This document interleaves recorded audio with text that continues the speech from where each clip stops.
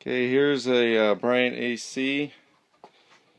So this one's not working. It's the fan's not blowing. This was making a lot of noise, rattling around, and now it's just making a humming noise. Okay, the air conditioners like this have two fans. One outside that cools your lines, and then this one which turns on the fan inside your furnace. This also works with your heater. So I have that flicked to on. This can still be off. This is, I don't know if you can tell, that's in the off position. Okay, just to show you that that switch does not control this fan. So that switch on the thermostat controls this fan in here. So with this unit, you take off the cover. Okay, and then there's this one. There's these two screws, and you can take off this, which this is called the blower motor. There's a capacitor that gives it a burst of electricity, so it can turn on that. Sometimes that'll go bad. That could be your problem if your blower motor's not working. And then there's just the main board. When you take off that second panel, this switch stops it from turning on. You also might have a second switch here. So if I flip this up now, it should have power, and you'd see a little LED light up on the board, which it's not because this is the safety's on. So I'm going to push this. Now it's trying to turn on the motor. You just hear that humming noise. The motor's getting electricity, but it can't spin. And then you hear that smell, this horrible smell. And that's the motor burning out. So in here, this, let's see if I turn on the light. So right here on the side, I took the air filter out. You can see the blower wheel. And I can reach in here. The blower wheel came loose, and it's hitting. You can see it's out of alignment. It's hitting the metal, and so it's unable to spin. This is my sister's AC, and she said this was making a lot of noise before it finally stopped.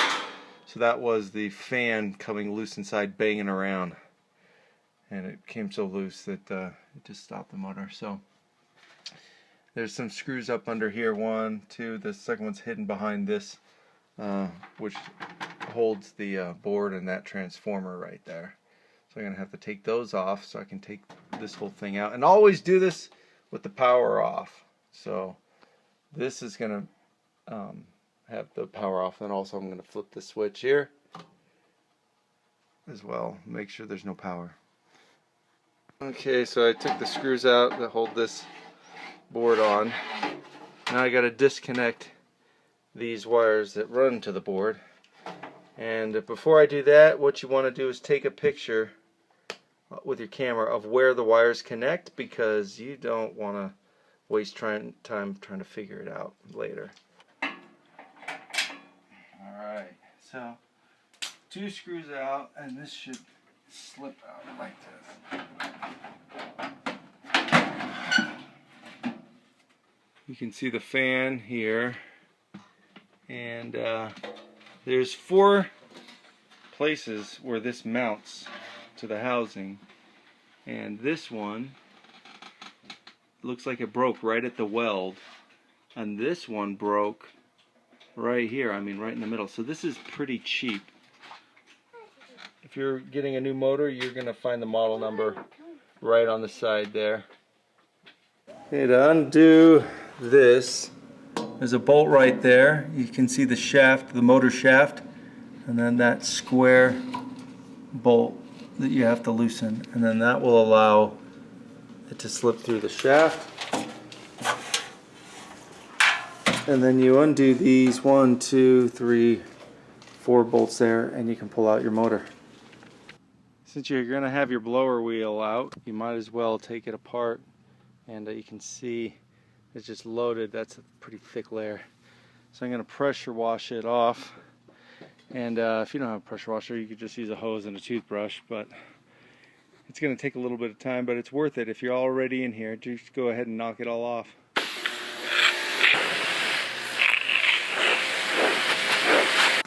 The replacement motor that we got is not an exact model number match, so this one doesn't have the right mounting brackets installed already on it.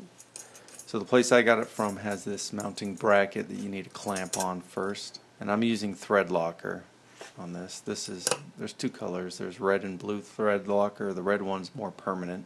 You just put some on the threads of the nut or bolt and then tighten it. It just helps lock the nuts and bolts together so they don't come loose later. And you slip the motor down the shaft of the fan and line up the holes. This mount comes with some rubber bushings. You have a bottom and a top, and then there's this metal cylinder that slips down the center. You get a lock washer and then a bolt. So again, I'm going to put some thread locker on here.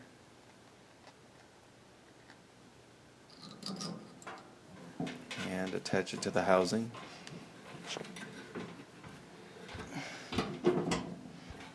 And then I slip on the next bushing and add a little bit more thread locker on this bolt.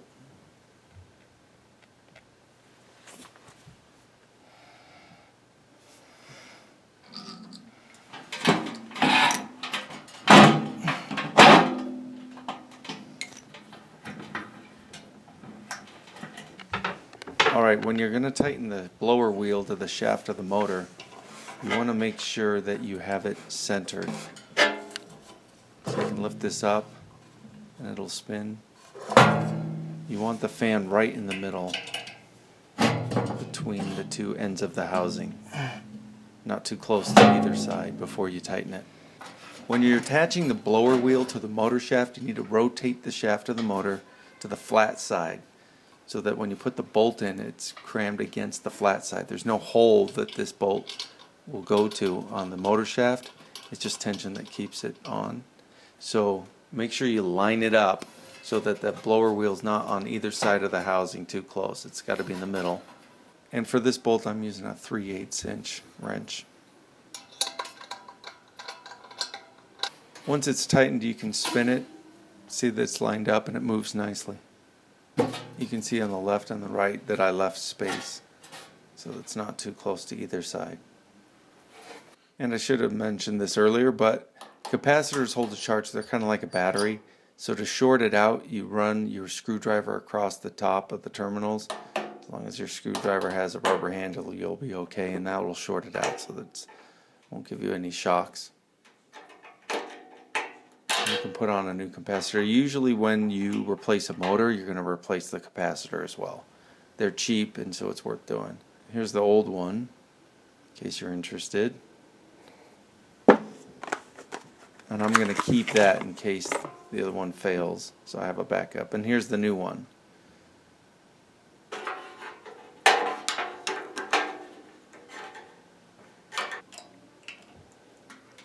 And even though there's a lot of prongs, it's just left and right, and the brown wires attach to these. Now I'm attaching the grounding wire to the blower wheel housing.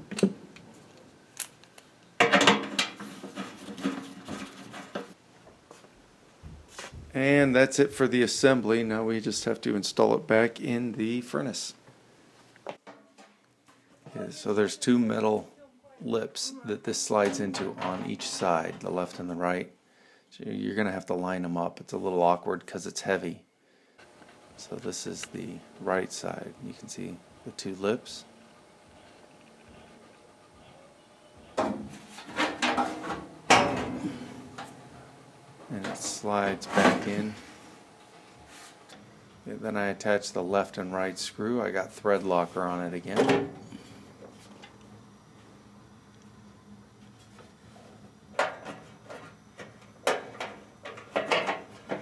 So make sure your blower wheel is slid in correctly and attached to all four lips underneath, and then attach both screws securely. You don't want to forget one of those. Then you can reattach the control board.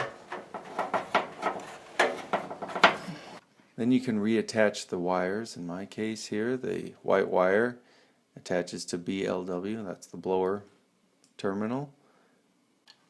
And the black wire attaches to cool.